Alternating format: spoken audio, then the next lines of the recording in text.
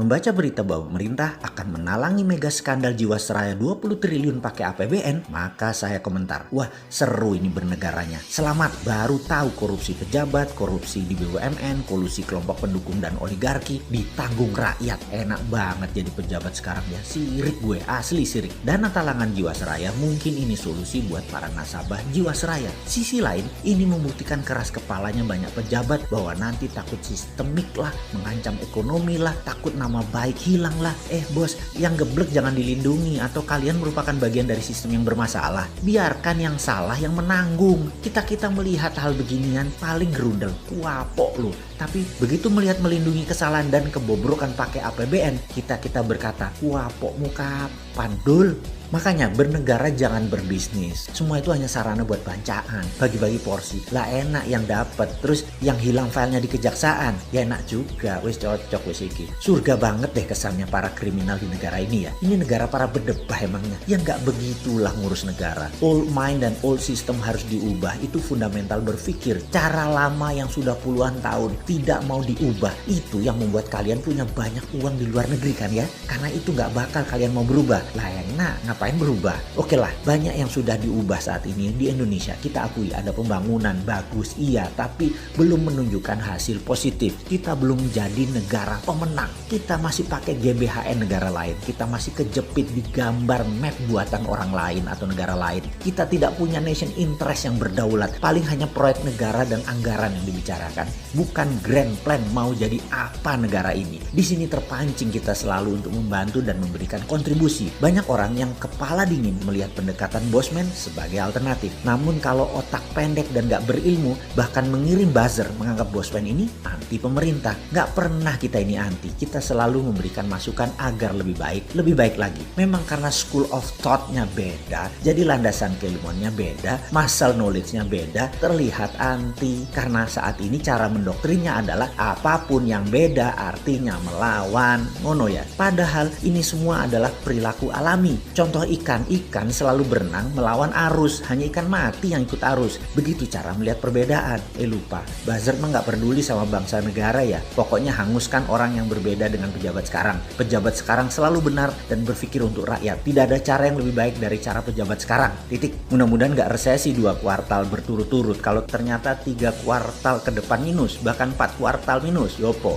Gampang. Bangun narasi. Narasi pejabat tidak pernah salah. Yang salah orang yang beda pendapat. Aman kalau begitu. Sudah punya narasi-narasi doktrin ya. Para buzzer kan ada mastermind-nya. Ya alhamdulillah aman kalau kayak gitu. Silahkan. Kalau udah punya narasinya lanjutkan. Selamat kalian aman di atas sana. Aman. Kebetulan rakyat sekarang memang cuma butuh narasi kok. Silahkan lanjutkan bos. Kalau kita bagaimana? Ya kalau kita mah terus membangun Karsa dan mengingatkan bersuara versi kita membela NKRI. Gak didengeri, syukur. Dipakai alhamdulillah. Ini semua untuk Indonesia menang. Kita kembali mengingatkan sejarah. Sejarah yang mengingatkan bahwa Nusantara ditakdirkan jadi global player sejak lahir. Sekarang sayang, kita belum melihat rencana ke depan kita sebagai global player. Masih tarkam, masih antar kampung. Globalnya masih nyender sama superpower. Sayang banget deh. Sekali lagi, sangat disayangkan pengelolaan negara, pejabat negara, dan politikus melihat negara Indonesia tanpa wawasan sejarah. Tanpa paham kekuatan geoekonomi, yaitu kekuatan geografi untuk keuntungan ekonomi. Tidak memainkan geopolitik, yaitu kekuatan geografi untuk keunggulan politik bernegara. Dan pastinya tidak punya geostrategi. Memanfaatkan kekuatan geografi untuk faktor penekan bernegara. Intinya saat ini bagaimana membagi-bagi APBN doang otaknya. Membuat peraturan yang sedikit menguntungkan rakyat. Rakyat hanyalah sapi yang diperes-peres susunya tapi nggak dikawin-kawin. Nikahnya pejabat itu setelah menjadi pejabat bukan dengan rakyat tapi dengan oligarki, dengan kelompoknya dan dengan politikus penguasa Senayan. Ngono ya?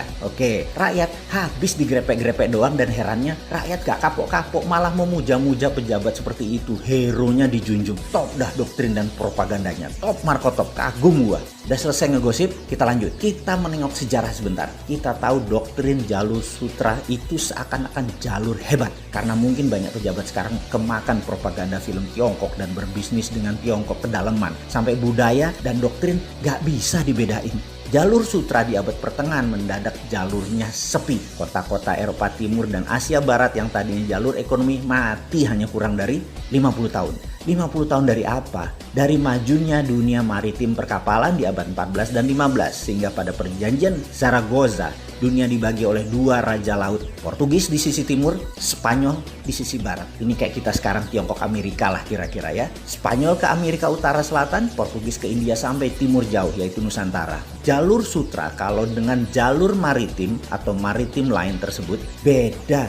Jalur maritim lebih powerful. Jalur sutra musnah tinggal debu sekarang. Jalur maritim yang melewati Indonesia bahkan tidak berubah sejak zaman awal dunia maritim tahun 1511. Awal puncak penjelajahan mencari dunia baru, mencari sumber bahan baku baru. Dulu rempah adalah isi dari jalur maritim yang kemudian hari disebut jalur rempah atau spice road. Adalah jalan menuju kemakmuran. Rempah Nusantara telah membawa bangsa Inggris, Belanda, Portugal ke zaman keemasan mereka. Negara Eropa makmur berkelimpahan karena rempah Nusantara. Jadi sedari awal Nusantara memang ditakdirkan menjadi global player dan menjadi pembawa kemakmuran dunia. Ketika komoditas rempah menjadi industri, kebutuhannya rupanya bisa dipenuhi oleh daerah lain di awal abad 20-an. Maka terjadi pergeseran besar di mana bukan yang di permukaan tanah yang menjadi sasaran sekarang, namun yang berada di dalam tanah, yaitu mineral bumi. Perlu diingatkan, di dalam perdagangan rempah dikatakan wilayah Maluku,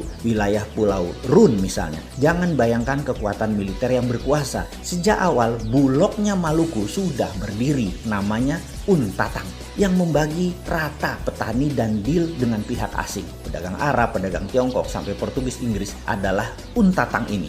Baru ketika Belanda kemaruk, greedy dan tamak, mereka membuang 15.000 penduduk wilayah penghasil pala tersebut, tinggal tersisa 1000-an dan ada banyak pembunuhan terjadi. Ini namanya perampokan atau state sponsor terrorism. Hasilnya diambil habis-habisan sampai jatuh nilai pala tadi, namun Belanda sudah kaya raya. VOC tepatnya kaya raya. Terus bergilir, kemudian masuklah ke komoditi lain yaitu karet, teh, kopi, coklat. Kemudian bahan baku tersebut semua akhirnya dikuasai oleh VOC. Apa pelajaran yang bisa ditangkap kali ini? Ingat, pelajaran bukan okupansi militer sejak awal, tetapi okupansi ekonomi. Jadi bagi saya bullshit bekerja sama dengan Tiongkok dan IMF itu. Itu bullshit besar. Foreign direct investment yang ada di otak pejabat adalah pemahaman anak bangsa yang otaknya sudah terpesona oleh globalis. Ini sebenarnya penjajahan sama seperti VOC di awal masuk selama 200 tahun sampai akhir tahun 1900-an kira-kira. Di saat dunia bergeser jauh di mana rempah bukan lagi primadona tapi sumber di dalam bumi yang jadi primadona seperti minyak, gas, batu bara dan mineral lainnya. Jadi sekedar mengingat, apapun perusahaan asing masuk ke Indonesia menggarap, mengambil, mengelola isi bumi Indonesia, itu penjajahan.